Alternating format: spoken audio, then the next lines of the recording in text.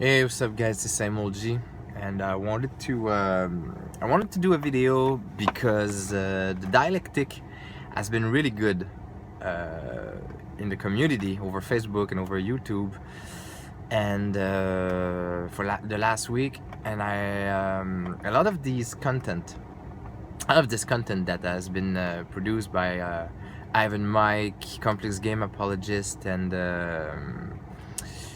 RuneSlinger has been was concerned a little some of the videos I made last summer, and I liked how people got back into the motion and we're not afraid of discuss these topics. So I decided to to chime in a little bit and just give my 2 cents on what happened.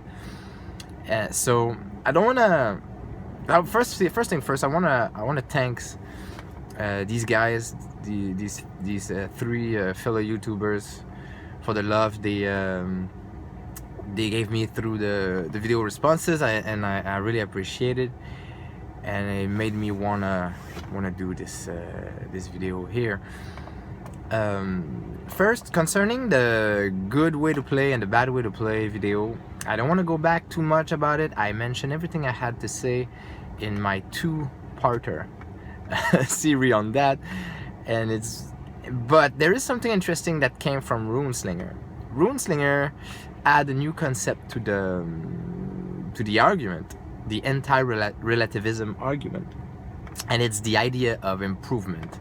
And I mean, because I'm not using the good and bad or the good and wrong words, because they tend to afraid people and shock people a little bit. So better and worst is a little bit more appropriated.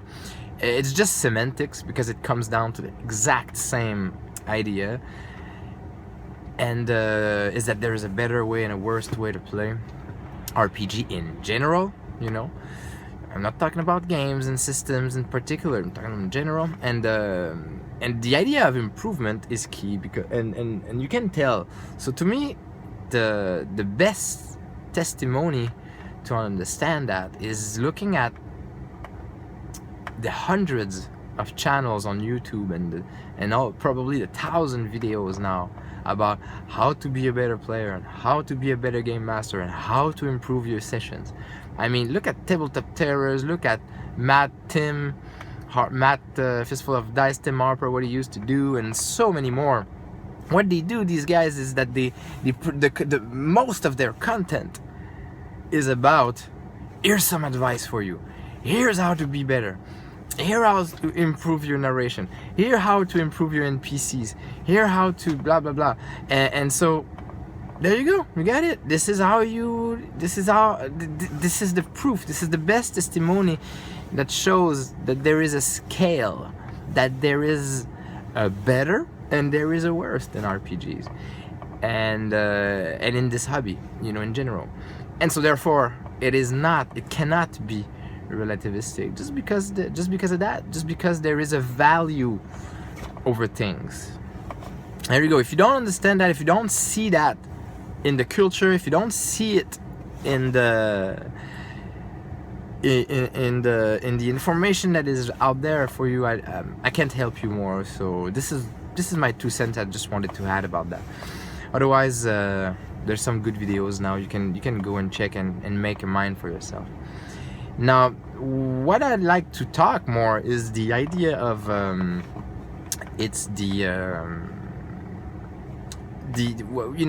want to surf on Ivan Mike's recent video where he's talking about the holy trinity of RPG, because this discussion has been triggered by the good versus bad series I did, but 2-parter, and the holy trinity series I did. And the idea of the Holy Trinity was just, and it had some effect, actually, like for the people I used to interact with, like the vlogger I used to interact with. I mean, a lot of stuff shut down after this series. Like, there was less videos. Out of nowhere, like, it seems to me like people stopped, because it was true. Like, what do you want to say? I mean, don't be a dick. You know, have a social contract, play with the good people, and you choose the right game, and talk to the players. I mean, once you've went over that, what else do you want to talk about? What's there left?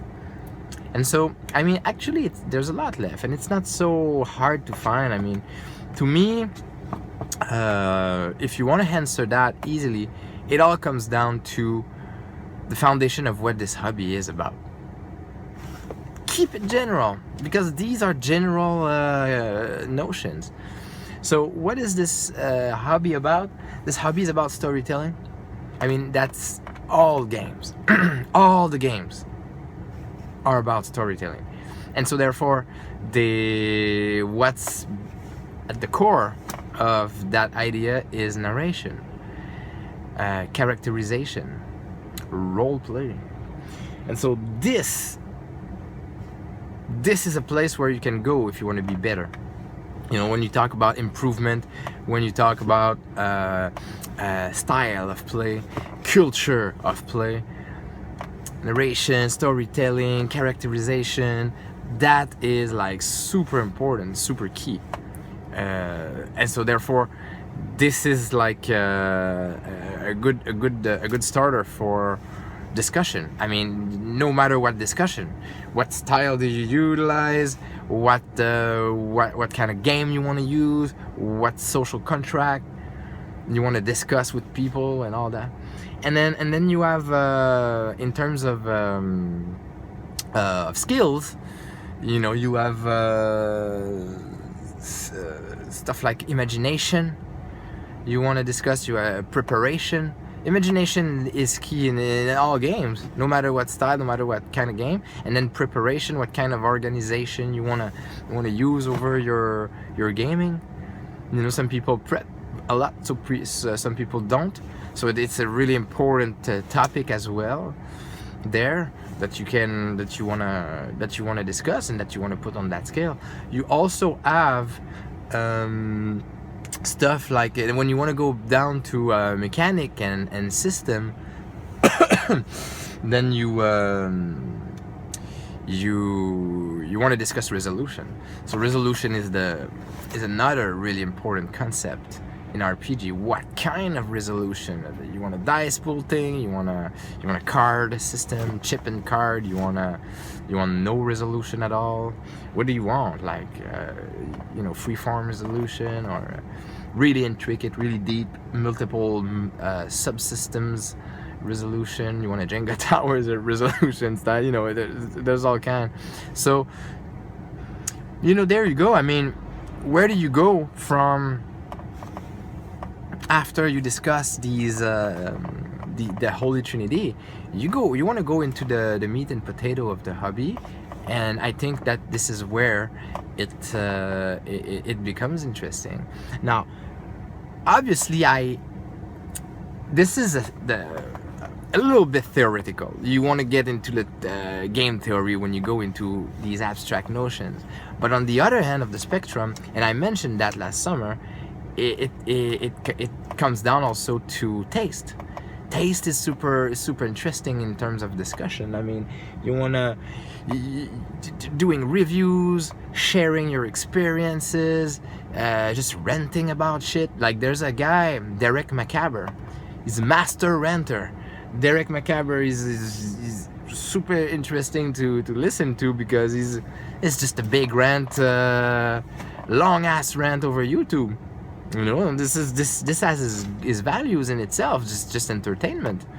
You know, but it also helps you understand the stuff. People who rant like that, like I do sometimes, and I used to do it a lot back in the days. Well, I'm expressing the shit I don't like. Again, if you don't like something, it's not that everything goes, you know. It's because there's something wrong, something that doesn't work. Anyway, so yeah,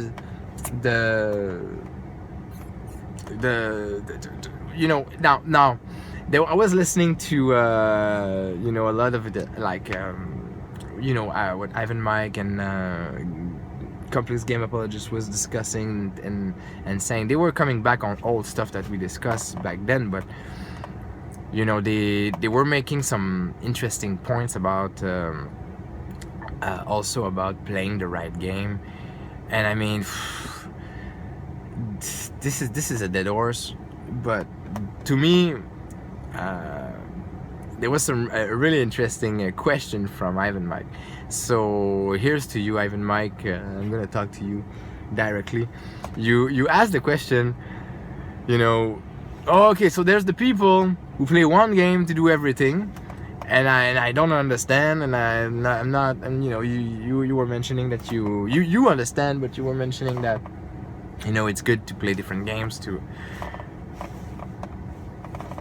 fit the genre and fit the, you know, having a system that does it better. And then on the other side, you talked, you said, yeah, but there's also the people who play a different system for everything, and you kind of made an assumption about, yeah, but all they want is play a different thing. And it got me thinking. I was like, well,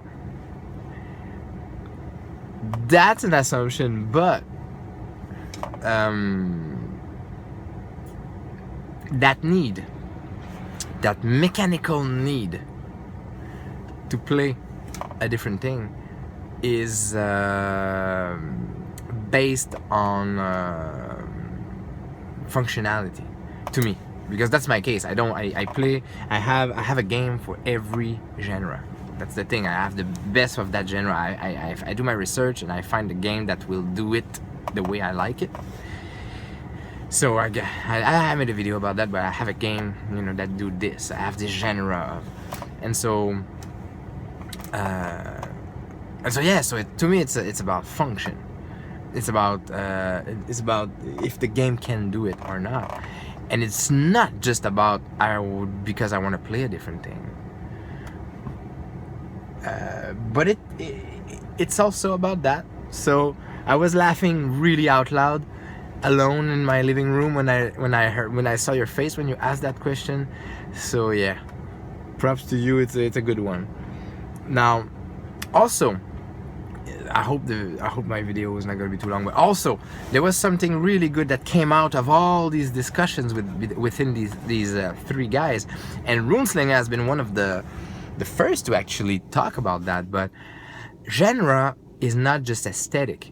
Genre is not just, here's a cyberpunk game, here's a cowboy and an Indians game, here's a western game, here's a noir, tech noir game, or here's a investigation game, or here's a fantasy game. Genre is not just that. This is something that we can take out of this conversation. Genre is also mechanical. Genre is also style.